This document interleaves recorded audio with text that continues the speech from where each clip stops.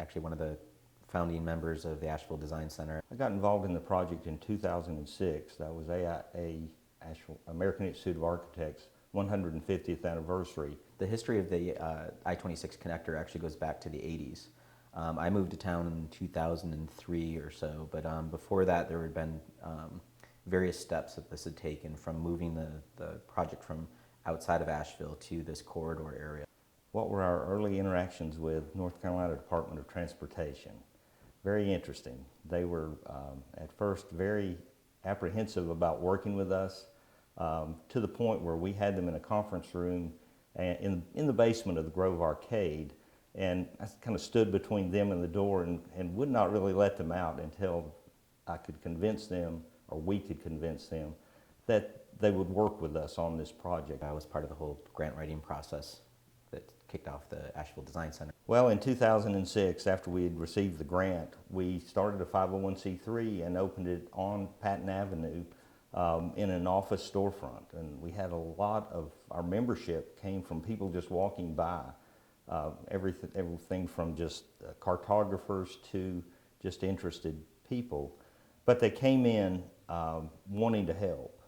And we opened it actually with support from the city. The mayor actually cut the ribbon on the Asheville Design Center.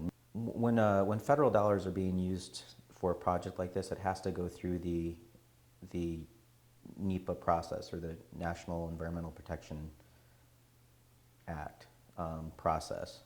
And through that, you're supposed to do an impact statement. You're supposed to tell the community, here's how we're impacting or not impacting or restoring or helping your community, or just you need to be aware of the damage that's going on here, and we're going to try to find some way to mitigate that. We had really two sets of principles. One was AI's 10 principles for livable communities. The others were the principles created by the Community Coordinating Committee, which was a group that worked on the I-26 project even before us. So you either have to try to avoid the impact, like if you're going to hit a house, we need to see alternatives to hitting that house. That's why you see the word alternative in the document. And you're supposed to have more choices. You're supposed to have as many choices as possible. And one of the things that had come up with the CCC was that Patton Avenue needed to become a boulevard and be separated. We need to separate interstate traffic from local traffic. I think everyone knows that that weave and the differential in speed creates a real problem within the city. And the idea of creating a boulevard along Patton Avenue also gave connectivity, whether it be vehicular, bicycle, or pedestrian, between downtown and West Asheville. So we were very interested in that. But there was also a signature bridge, something more aesthetically pleasing over the river rather than just a highway going across the river. A better aesthetic handling of this project because of the tourism industry here, and basically making it fit the community a little bit better. And so we worked with the city and the county. Each of them put in $35,000, I think it was, $70,000 to hire Fig Bridge and Lochner Engineering. And if you know Fig Bridge, they're a national company, but they're the ones that did the viaduct around Grandfather Mountain, which is a very sensitive bridge environmentally. So we thought they were the right people for this project, the right designers. They took it and created a design that was acceptable and did become an alternative. And actually, the Asheville Design Center and the community, we're the first community in North Carolina to ever create an alternative that has been included in the ncdot EIS. One of the key focus areas for the Asheville Design Center was basically coming up with a drawing that showed what Patton Avenue looked like if all of that land were to come back to the tax rolls. So the CCC report was saying, the Community Coordinating Committee report was saying, let's have a local Patton Boulevard, let's have some land back adjacent to it, it'll be urban. And in terms of a livable community, you need that connectivity, and then there's also the issue of protecting some of the existing communities, trying to make a smaller footprint out of the highway. The highway, by nature, DOT, they're more suburban in design, and they think about moving a lot of cars quickly. They don't have an urban mindset of moving cars through, a community. And so that's what the principles were all about. That's what the design was all about. How could we make this tighter, more compact as an urban design, And how could we also free Patton Avenue of the interstate? And then even with that, in a public plaza, new streets, in a grid of infrastructure in there, you're looking at about $800 million worth of development. That yields over a 50-year time frame. That will yield over $111 million in city, county, and school taxes. In the last couple of years, North Carolina has changed the way it prioritizes transportation projects. So now the project is out again. Portions of it are funded with a construction schedule. So there's an urgency right now for both the community and the state to move ahead with this in some form. It's up to the community to read these documents and say, you either got it right, you missed something. I mean, it's our community. We know it better than they do. And in defense of DOT, this is why it's called a draft, is here's our rough draft. Did we get it? You know, are we close? So we're at a critical juncture where public input and public feedback is necessary. I'm Steve Rasmussen. I'm a resident of West Asheville for the last 21 years, so I'm a bit of a newcomer. It's taken off right now. It's in an economic renaissance where we've got restaurants and pubs opening up in the buildings that have been preserved along Haywood Road since the 1920s, and neighborhoods that are green and walkable. Yeah, one of the statements I've always said in working with DOTs is they're not real adept at solving urban problems with urban solutions. And For me personally, I think it's reasonable for our community to have a 6-lane option on the table. I think it's reasonable that our community has asked for that all along, and it's not in the document. They would expand I-26 to 8 lanes, and then with the turn lanes and so forth on either side, it becomes 10.